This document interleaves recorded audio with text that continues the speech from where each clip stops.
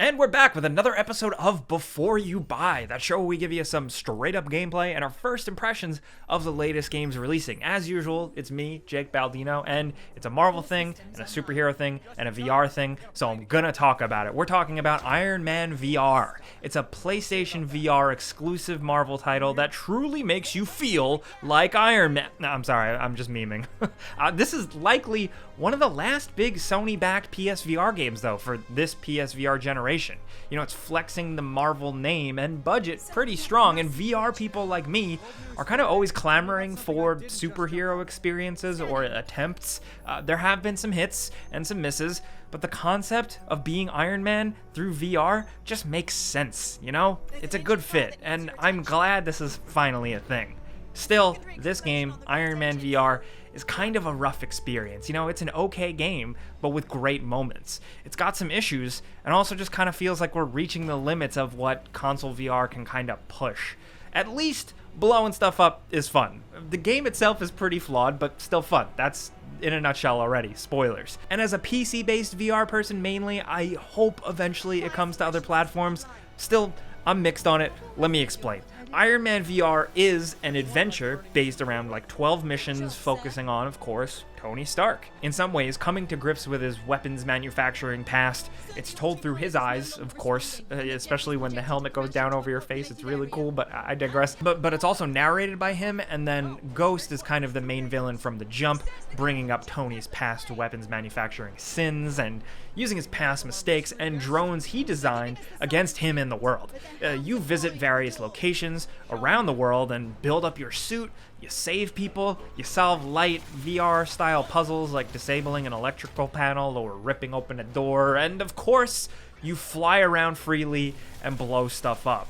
That's the main thing. This game, though, I will say, and maybe you were like me seeing the trailers, it makes a bad first impression. It's pretty rough looking at spots, and it can be distracting for VR. You know, I can already see comments saying that it looks like a mobile game, especially because the HUD is a little much, but I do think most VR games don't translate as well to video, though. I mean, I captured this on a PS4 Pro, but sometimes my footage just never looks good when I capture VR. I don't know. I think I just move my head around way too much, but this game does look substantially better when it's strapped on your face, I swear.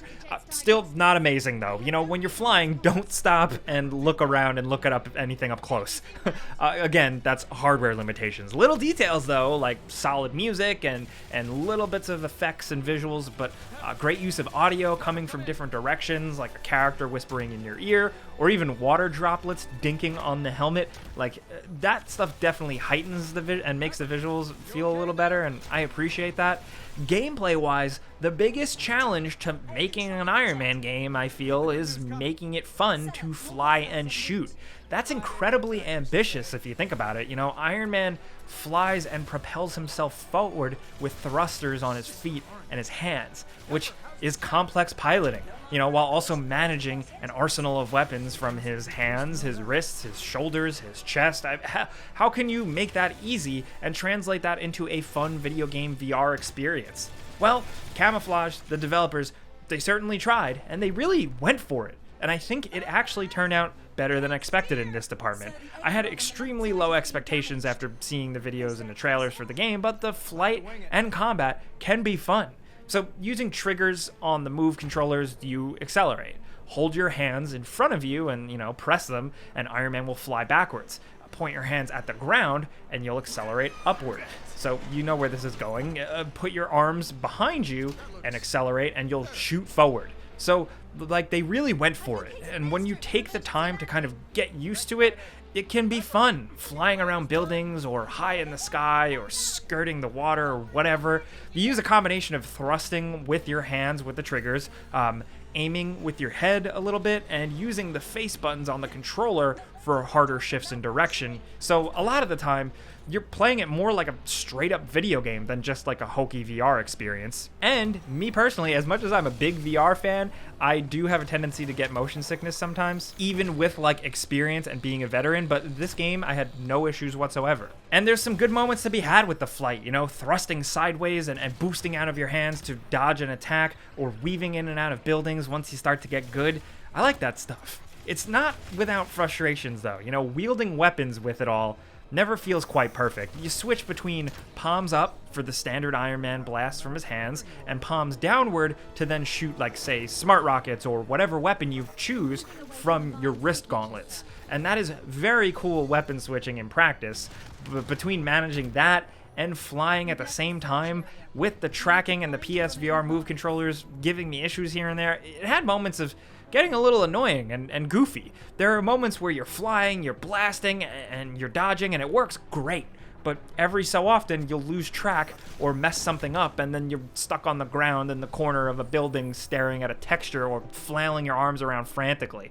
And it's really rough for smaller accuracy type stuff, like slowing down and landing exactly where you need often feels not good because the game is more designed for speed. The better you get with the game, though, you just have a better sense of what you can pull off. Like, there is a learning curve, but there's still just moments, even when you're experienced, that it can feel kind of awkward. One thing you can do is kind of like a charge punch or charge ground pound, and it was a feature that I just never really liked the feel of, and I never ended up using it because I didn't want to get up close and personal with enemies. I wanted to fly around and shoot them with rockets, damn it. Now, some of that awkwardness is partially the design of the game, and like I said, partially just small annoyances with the PSVR hardware itself, which has its problems here and there, but otherwise, I'm a fan of the device as a PSVR enthusiast. I've gone on record saying I think the PSVR is pretty well made for what it is. But moving on, one of the best selling points in the game is this early mission where you save Pepper Potts from a plane crash. You've probably seen the video or the trailer.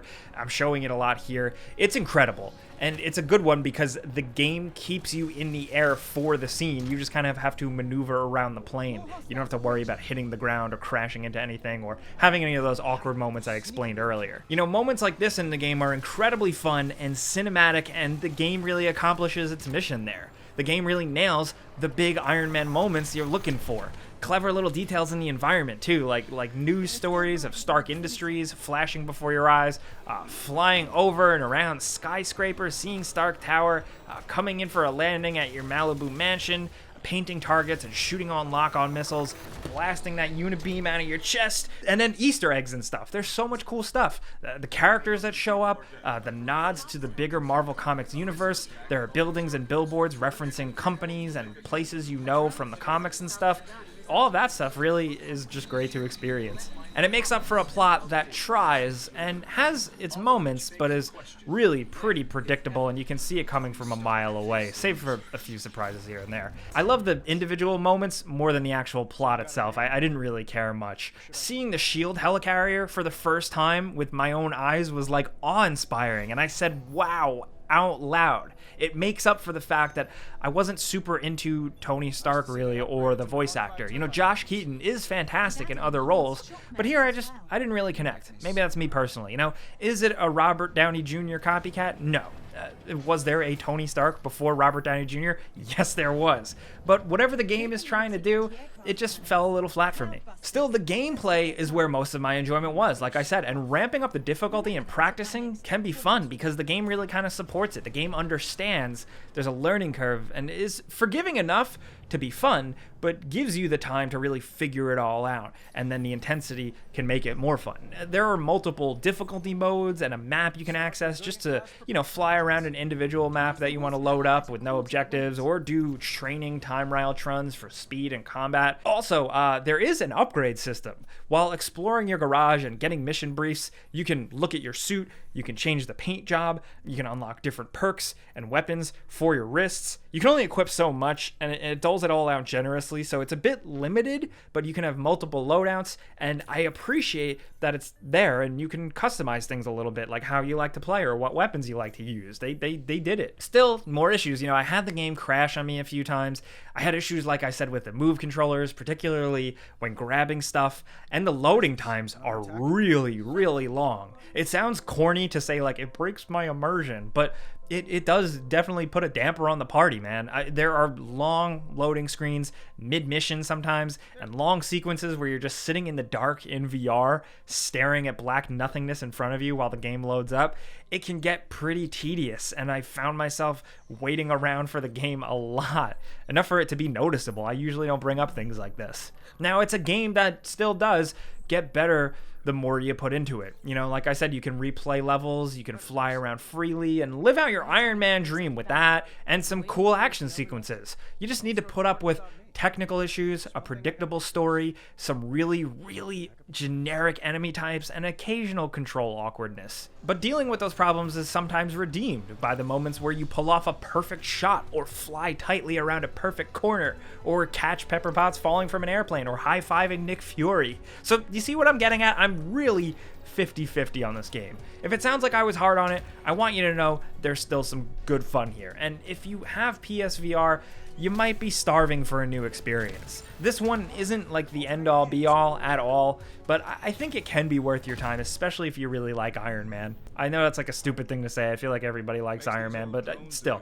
it's not a full-priced experience. And I think that definitely at least helps if you want to try. But also, there was a demo, so yeah, that's where I'm at. But of course, this is a before you buy. I give you some pros, some cons, and some personal opinion. And now I want to hear yours down in the comments. What comic book hero, superhero, whoever, would you think would translate to a VR headset? Also, if you are playing Iron Man VR like I have for the past few days, I'd love to know how you feel about it. How are you feeling with the controls? What are some of your big favorite moments from the game? Let's talk. Let's have some fun. If you enjoyed this video though and maybe learned something, clicking the like button helps us out a ton and we really appreciate it. And if you're new, consider subscribing, man, because we put out videos every single day. But as always, thanks for watching. We'll see you guys next time.